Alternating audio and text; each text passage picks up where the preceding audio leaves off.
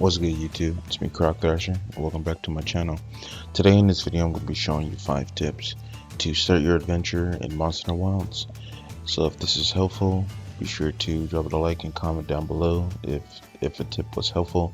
If I didn't explain a tip properly, be sure to ask me in the comment section what do I mean by certain things, and this should help new players mostly, but it can also help veteran players as well if they lost direction on which way they should go and how they should do things.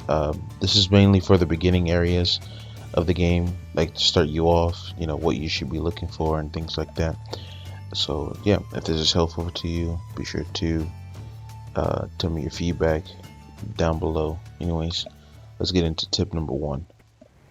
Tip number 1 when you're first starting off the game is definitely understanding the crafting system in the game. The crafting system is very important, especially in the end game, because it helps you build like your mega potions, your max potions, your important things like ammo for guns and bows, your life powder for your own multiplayer hunts, your antidote for those poison monsters, those flash bugs, the flash pods so you could flash flying monsters out of the air, and traps even. So this is a very important thing to understand and get used to at the beginning of the game. Now my tip for you here is to start crafting at the beginning of the game. Start crafting traps and trank bombs at the beginning of the game. This will help you control the monster early in the early game. It'll help you control the monster and be able to learn the monster's moves a little bit better. Now, how do you go about in finding specific requirement materials to be able to craft certain things? Well, when you open the map, you'll see down here where it says filter icon. You can then select the herb looking icon, and this pop-up will show up. You can then scroll down to the specific item that you're looking for, so like herbs, sleep herbs, ivy, it even have like endemic life up there for like traps and stuff like that, thunderbugs and stuff like that. You just want to select the item that you're looking for that's within the map. Now this is subject to change because this is a beta, so this might not be permanent on the full release, but yeah, you can then find specific items that you can look for and go after them and go craft it.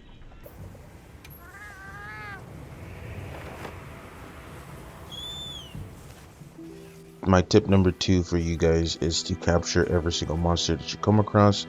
The reason why I say that is because just like Monster Hunter World, this game might have special side quests that only unlock when you capture monsters. So if you do step number 1, you'll be able to have trank bombs and traps in order to capture the monsters when the monsters get below a certain threshold in health, and this would allow you to reap the rewards. When you capture monsters, you have more likely a higher chance of getting higher rewards, and you get more of them on the titles, the end screen of the hunt, like when you beat the quest.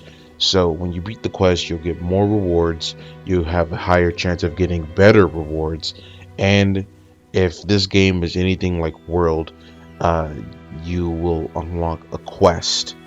I'm just assuming that you will unlock a quest, but in World you unlock a quest when you capture a monster and you get to fight it in the special arena. So that is tip number 2. Additional advice on how to capture monsters, how to tell a monster is ready to be captured, is by looking at the map icon. You'll see the monsters icon there, and you'll see a skull flashing above its head. That's letting you know that the monster is ready to be captured. Tip number 3 is the radical menu.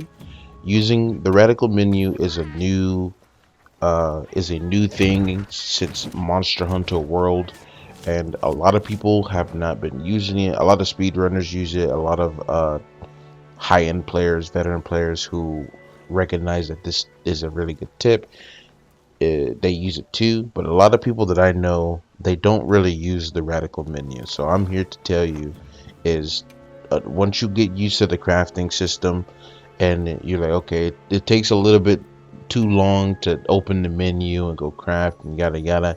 If you think that, then setting up a radical menu to quick craft and quick use an item is very useful. Taking 5 or 10 minutes to sort out the radical menu so you can easily use your health potions, easily call your sacred, easily set up pop-up camps, easily craft ammo or items or whatever from just being able to walk and just being able to just do it, or even set traps down from the use of the radical menu is like a super high-end tip I can give someone.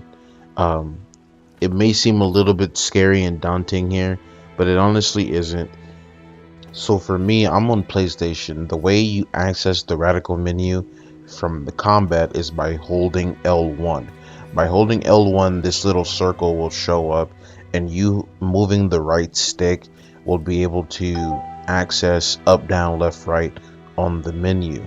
This would allow you to use your potion, you craft the potion. Like if you're out of mega potion, you can craft it, and then use the pop-up camps, craft certain things like ammo while in the midst of combat, so you don't have to press like the options button to go into the crafting setting itself. You can just open the radical menu and still move and craft at the same time. Once you figured out your perfect radical menu settings, be sure to save the item loadout in your camp up, so whenever you refresh your item loadout, you'll have that same radical menu as well.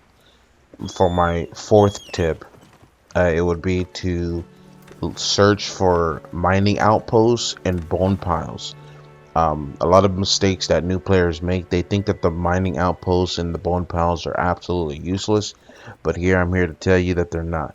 In the early game, especially in low rank, the and somewhat in high rank, the bone piles are actually, especially in the mining outposts, are actually very valuable.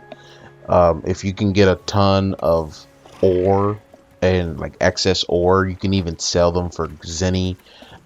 You can sell the bones for zenny as well, but mostly what they're used for is to help you elevate your like equipment in a higher direction. So what do I mean by that? Well, certain equipment, like certain equipment that you craft will need certain bones or certain ore, right? So having access to those things early and abundance will actually elevate you higher. And in each zone, I'm pretty sure in each zone, from if it's the same as any other past Monster Hunter game, each zone has different types of ore. Like swamps have like malachite ore, the desert have like earth ore and iron ore. Those are like more common. Like the volcano area, they have like dragonite ore, and I think it's called fire cell ore. And then on like the frost areas, they have like light crystals and stuff like that. So yeah, farming ore and different bone piles in the early game, taking the time, taking like 10 minutes out of your day just to go search around for bone piles and ore is actually very useful. um, you don't have to backtrack when you're searching for that in the you know in the middle of the game, you know what I mean? So doing that early actually helps you out. My fifth and final tip will be to use the environmental traps of the map. Now, what is an environmental trap? Well, the environmental traps are uh, traps that are set by the map. So in this map, there are a ton of environmental traps you can use. You'll see it here in the demonstration that I've got.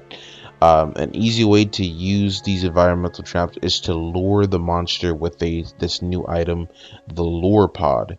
And the lure pod will have this red line coming out of you, pause, and you can then bring the monster will follow you until you bring the monster to this environmental trap.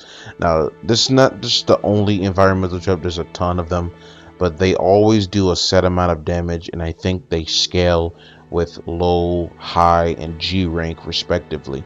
So in high rank they're going to do more damage, in G rank or master rank they're going to do more damage, and in low rank they're going to do less damage because, you know, low, high, G. um, but yeah, they will do a ton of damage, and they will stagger the monster almost guaranteed. um, Sometimes they won't, like an Elder Dragon, maybe, potentially, we don't know because the game's not out yet, but just assume that it will just do a lot of damage all the time, but won't always guarantee a stagger. But if it does guarantee a stagger, that's damage uptime for you and your teammates. Combo that with traps, the monster is just not gonna have a good time. um in this area that I'm in, there's 3 of those things, the environmental traps, in this specific area on this high ground. There's actually more in the map, but see here, I missed here. So you need to be more cautious when you're using them. That's why the lore pods are actually very valuable, because the monster will always follow you. Here I made it, and here's another 326 damage I think I saw. I'm pretty far away from my computer, so I couldn't see, but 300 something damage there, and the monster is staggered always. So yeah, that is my 5th and final tip to you, is to use the environmental traps to your advantage. And yeah, thanks for watching. Have a great day. Stay awesome. Peace out.